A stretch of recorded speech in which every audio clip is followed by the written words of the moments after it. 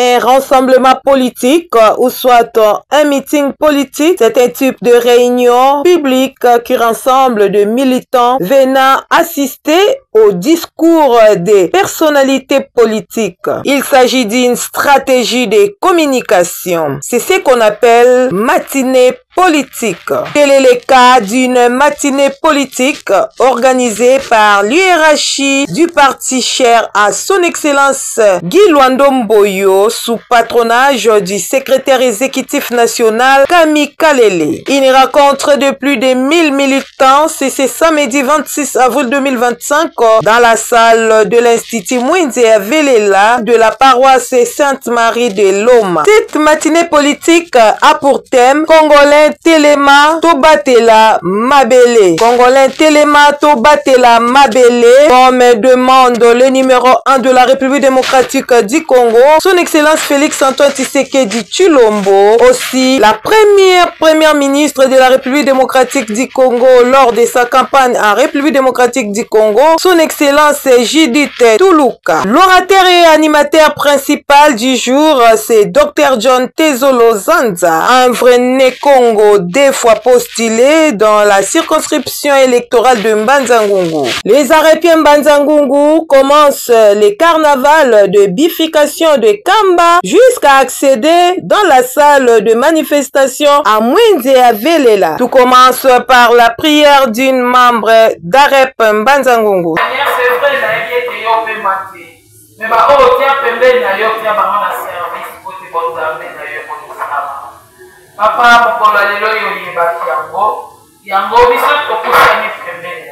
Après cela, l'hymne du parti Arep.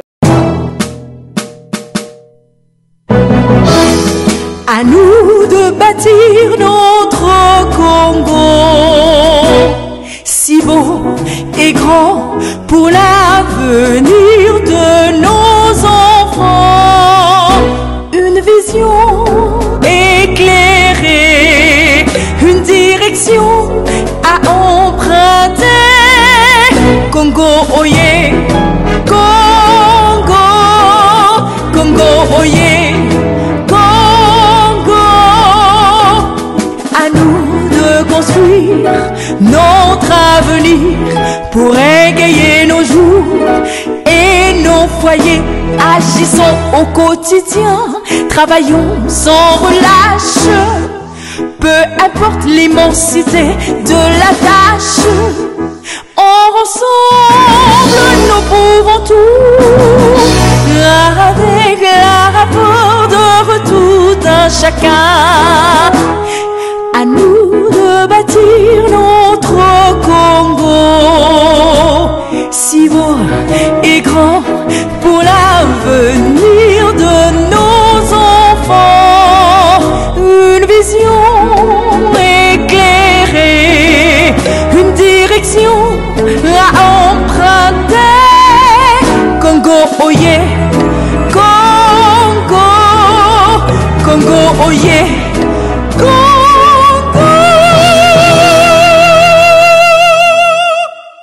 C'est ici le modérateur Héritier Kinkendo passe à la présentation du comité du parti, y compris les hauts cadres de la ville-province de Kinshasa et de la province du Congo central, aussi tous les invités. Et par ici, les moments entendus d'où les militants vont bénéficier de la langue spéciale de la matinée politique d'aujourd'hui par la bouche du docteur Tezolo Zanza qui va m'atteler sur les grands thèmes de la République démocratique du Congo, Congolais Telema Tobundela Mabele. Congo, comme disaient les ancêtres, c'est le pays du léopard. Congo, le pays du léopard. Et donc le léopard, il ne peut pas dormir indéfiniment. Les thèmes d'aujourd'hui, comme vous le savez, les thèmes qui est développé actuellement dans le cadre de l'agression qui subit notre pays à l'Est, vous allez Congo, Congo, les Télémantes Bundela et Kolo. Le côté à votre Bundela parce que il y a un patrimoine à biso commun. Il y a un monde où ils allaient pour la yo, pour la ngai. Il y a un monde où ils léguer dans la génération future. Et comme vous voyez, Congo mort la biso, ils allaient depuis plusieurs années, depuis plus de 30 d'années, victimes, il y a jalousie. Jalousie, il y a Kita, to richesse, Oyo, Nzambe, Mokeli, Atiana Mboka la biso. Ce que le Congo, Bitumba, et ça ne date pas d'aujourd'hui, même depuis la période des indépendances. Je suivais le président Kassaboubou. Déjà, dans les années 60, le Congo avait été victime de l'agression parce que c'est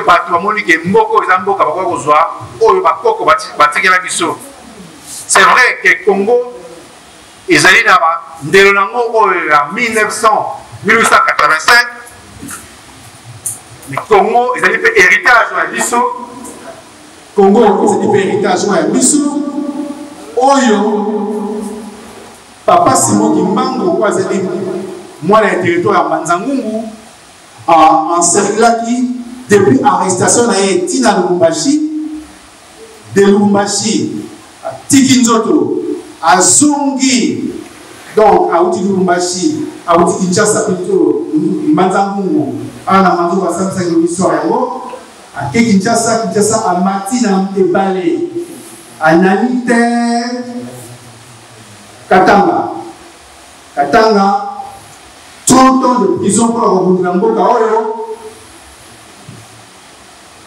à Tikibiso na Bonzoto, à Junzela, il y a Bozonga na Nkamba, en empruntant Nzela Oyo soit quitté, soit Nzela à Katanga, Bandundu, Kinshasa, Tinkamba. Le boucle avait été bouclé.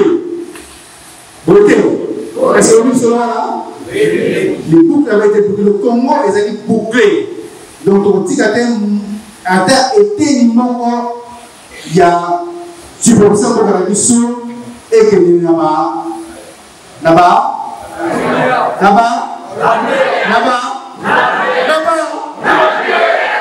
comme on dit, c'est un mandé par le monsieur Sali, ou même dans la politique nationale, ou bazar qui tient bon la mission pour te passer à l'envoi, on va passer à l'envoi biso, par contre, on va payer pour le tenant d'État, tout ça na pauvreté.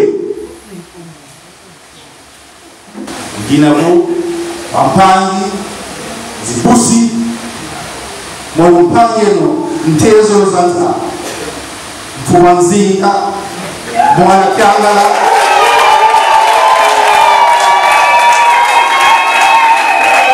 Lisio Pampani, Moana Tieto, Kakabuna. C'est la bête du pays, donc le loin là, quand 1 cm à Tieto, il y a pas quoi, on va donner la mission, on va demander pour du noir. Comme c'est comme qui vous prenez la est, non, Congo vous luttez le Kinsamu, t'as passé pour nous Zinga Congo. Donc le noir là, parce que qui est passé pour qui m'a gagné là, pour un pambako. La mwana moto c'est na moto pour la lelo na repien bana gilwango mboyo o ezali ministre de la territoire pour monter partir na biso pe na bokambi o la tala ka so mikolo maître Kabila Chakalele o avandité alimete manzango kuna tambuzeli kuna na tibe wa ngai batala nengo bakolekela et c'est mon très important et ça c'est autant la mission pai mwende kimfumu bokonzi evandi mais tout ça la soki to misalité to monicité to yebisité to milingité to poni la biso motote pai mbonde pai batambu bazali baona biso te pour na biso il faut biso to bimonisa to bimonisi to koni ko ya biso nzete oyo baona wa kubuka mbuma ya nzete wana ya wana osenga bino na cadre de tumoto pour mabele so boka biso to apena wa biso nzete to kolona na litoro na nzete babengi ntezolo zanza comme on a zanza ici du monde ya mokili ntezolo oyo to peser to peser na mokili pour to tambuza malamu côté vous savez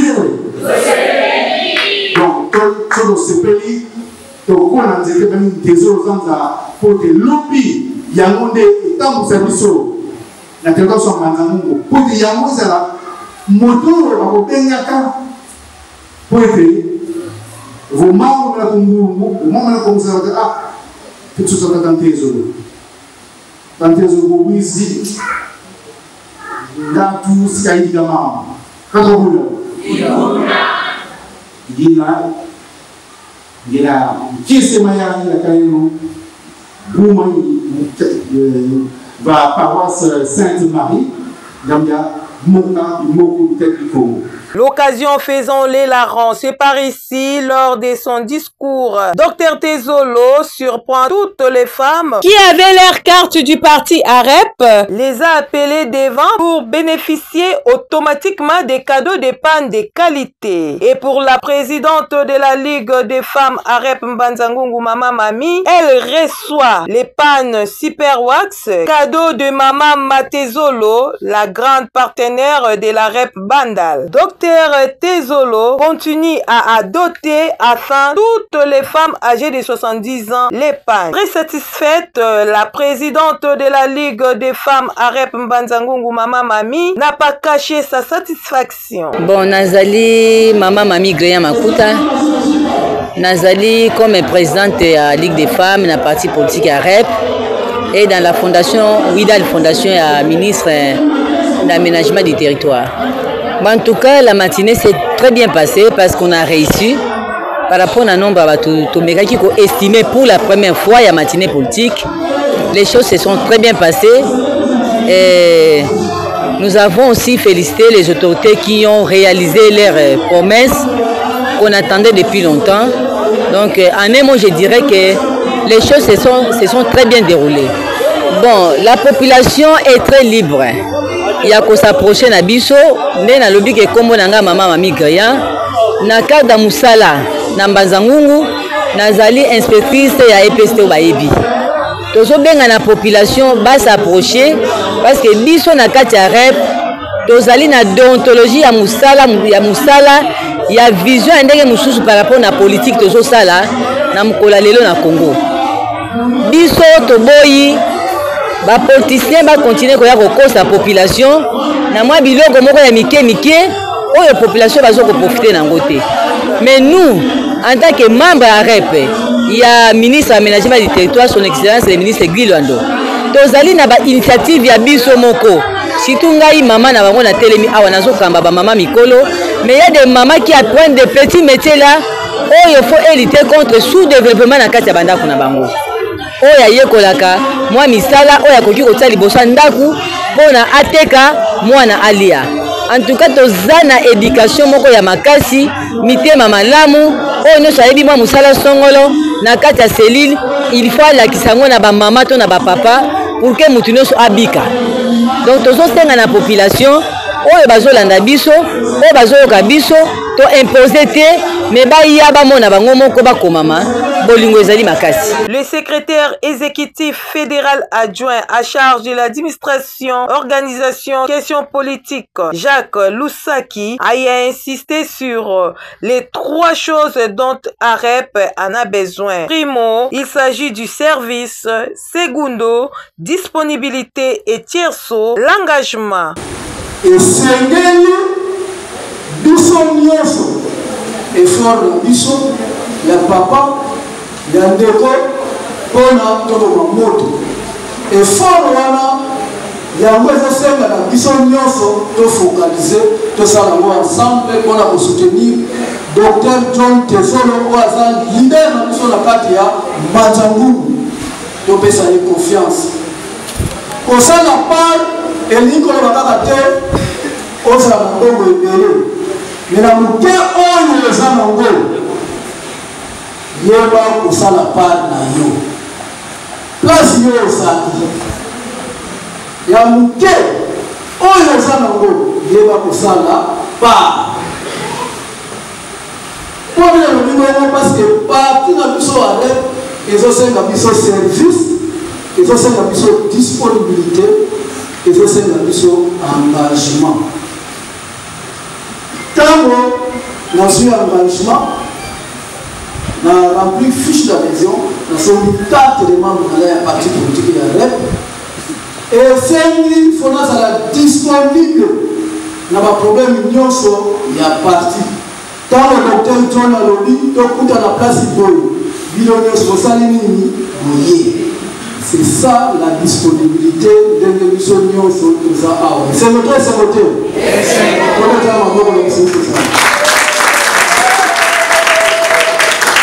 parti politique na biso arrête et lobby service pour la ligne tous les acteurs au conjoint mboka son excellence Félix Antoine Tshisekedi Tshilombo aya awa na Mbanza-Ngungu pona akomisela biso kenzela oyo ekoti lozati na quartier na yo ezosenga tozala nanu na comportement malamu biso na Matadi tozalaka neti na quartier mpasi nazali moko kuna yeye ezalaka na ekipe moko etambolaka baya kosenga baza bacourage baya kosenga bacontribution mpona kosomba basi ntango naza nango nazwi 1000 francs napesi soki naza nango te navandi kimia nazala na maloba moko ya malamu ya kopesa bango mpona badécourage te le jour nakosa nakopesa mpona nini na baenvironnement na biso tosala baservice place moko ezokukama esengeli papa aye arrange yango mpona nini soki ose comporte malamu te na niveau ya environnement na baquartier ere docteur tezola kozala candidat akopesa oyo baresponsabilité na quartier na yo ende kosala publicité mpo na ye mais ye soko evandaka malamu te na quartier moto wana akopesa yo confiance te. Léopold Kalezakou, secrétaire fédéral adjoint en charge de l'administration et stratégie, très ravi de la réussite de l'événement, tient à remercier tous les organisateurs, sans oublier les fondés du parti AREP, Excellence Guy Lwandomboyo, son secrétaire exécutif national Kamikalele, l'orateur du jour, secrétaire exécutif provincial adjoint Tezolo Nzanza et les hauts cadres et tous les hauts cadres du parti ainsi que tous les invités et les participants. Vous avez patience de revendre la salle pour vous merci na docteur John Tezelo waza mwana biso Mbanza-Ngungu mutako kamba biso eza fruit na biso to nzete na biso otolo na kati elanga na biso nef sabino mbala eloko nyonso na vie ba nyonso na leka na baseli na répéta kango na toute chose eloko nyonso na vie eza d'abord sacrifice na patience ce qui sacrifice ezalité to comme eloko moko te ata la bonzambe isenga sacrifice et puis patience na bino lelo merci sacrifice na bino merci toujours continuer ba cellule pour continuer ba réunion ba cellule belé ba yete par rapport à venir aux mais la personne merci to continuer to lona nzete na biso to lingite mbumana basubali yango to lingite mutu autela mbumana libanda ya opesa biso to lingi o biso to lona po biso to buka yango ko nzete yo buki nenge ko botolo yeba yango nenge zo ko zo monde yango mais mutu sa lona nzete pa ina ye ayelo mbuma e ko lingite na yango to senga na bino en tout cas merci pour la journée to suki wana en tout cas boboto eza bobo na Ramazani Tumbu, le président du comité Union Sacrée Mbanza-Ngungu, très satisfait, nous en dit plus. La personne a fait d'abord une partie politique qui veut bien unanimiser parti là-bas. Il faut aussi sensibiliser les partis politiques qui sont partis là-bas, les matinées politiques, c'est vraiment obligatoire dans chaque parti politique. C'est bon? S'il n'y a pas de matinée politique, il n'y a pas de politique de cette politique. Parce qu'il faut donner l'idéologie à partir à matinée politique. Je suis vraiment heureux d'être invité parce que ils ont considéré Et puis, Bazar, c'est considéré, ils sont dans l'union sacrée. Ils sont dans l'union sacrée pour inviter ce sacré. Ils ont invité, donc ils nous considèrent quand même, ils connaissent que nous sommes responsables de l'union sacrée. Ouais, non, c'est ça, message pas dans l'union sacrée. Et l'union sacrée, il y a un autre sanctuaire, c'est personnel. Parce que si les loyaux, ils vont dans l'Est, l'union sacrée, j'ai dit souvent dans le parti politique à l'union sacrée, tout ça, or nous avons un forum et ça va communiquer nous. Ils ont où est la poste à présidence, où est la poste à cordon, où est la poste à nous, mais tout ça. Et puis troisièmement, nous avons unis pour de soutenir présent. Bénéficiaire de pagne parmi Indame Slop Mwanga, membre AREP, n'a pas manqué le mot. Merci pour la ministre Nabiso à soutenir Biso. Elle a mon cadeau, Bamaputa, la partie politique Nabiso AREP. A vraiment donné ma casse, venir aussi. Donc, on a écouté, il y a relevé la politique. Na bei bagnyoso boya to sangana to tombo la partie ndeti na Christ roi to zapena ba élément auto luka pe na Christ roi to tombo la partie na biso ko za malamu soki boye soki bomona ni ko za malamu et puis na Christ roi la raté na tsona kulu na loma vraiment ville o za na moposa aya vraiment eleki kitoko. Avant de clore, suivons les mots du docteur Tezolo Zanza à Kikongo Yametubake Mukeiti Betuku Atete. C'est ici qu'il nous explique cela à Kikongo. Mon nom Tezolo Zanza, il y a un docteur, il y a un peu enseignant à l'université. Ngizi kungu ngizi sala activité bisingungu et bete bisingungu parce que moi je suis musingungu na ya kota primaire kungungu ya baka diplôme de kungungu ya yentka pe université kungungu amfangi na Kinshasa na sala université de Kinshasa bana ya sadila bonto sadila ngabutsit. Alors ngizi pour sensibiliser bankwa avec bisingungu baza volontiers to Congo ya beto kibeni kana muntu ko na Congo ka voka beto kibeni ko ngizi ya sensibiliser wa susumu na ba bisingu baza yavo ntieto ya Congo to yonwani na ya kala boko no boko sibo esboko wese ntieto ya beto kibeni to yonwani na kadi jirisha sana kuntia ntoto vozula ntoto vozi bibulu vo minti ya beto kibeni to feti vumina feti mwina besi kadi ko batuka munambo zankaka vo bantu bankaka biza ba kidaka samurisha sebe to bisiko to nwana bisite to et puis jamnyaka yanzole ngiziki sunzla bisingungu bisiare bazavo monompe ngena bonjour quand même 2023 et quand même 2011 autour ya politique 2023 et quand candidat motoka manzangungu bazavo ngena kaka kidian ya nwana bisingungu parce que mon si mungu et bon ngena conscient vo kuna ngungu bakanga kungungu bakanga ngungu batizibula dina ngeni ngizi sensibiliser bisingu bazavo apeti kale ntiao kibeni bakuna ntiao wa bakila mbuto vozi fruit mbuto ya mbote mbuto ya ntete yenavo votenwa navo ngungu ya kala ezinzila c'est nzingungu 7 secteurs mungu nzila za mbimbi on aussi akala 4x4 baenda fomu nzila parce que nzila ya mbi diamdanzole éducation enseignement ça faut ngungu ya kala milieu éducatif ou scolaire aussi ngungu inabo bonto milieu ya banto bonto bogo de ngungu ya kala milieu éducatif.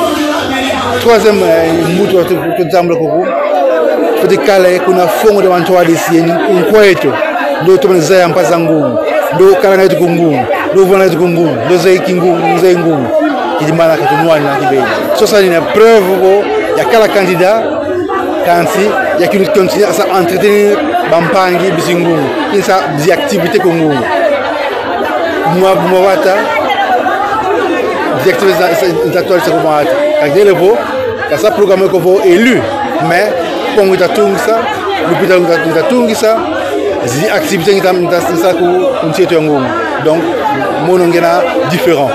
Je ne suis pas celui qui vient et qui repart sans pour autant rendre compte. Malgré que je n'ai pas été élu, je pars, je reviens, je suis toujours là, malgré mon emploi du temps, malgré mes charges. Ça comme dans le monde où nous, et comme partout ailleurs, eh ben, je suis toujours en Manzango pour continuer à travailler avec mes compatriotes.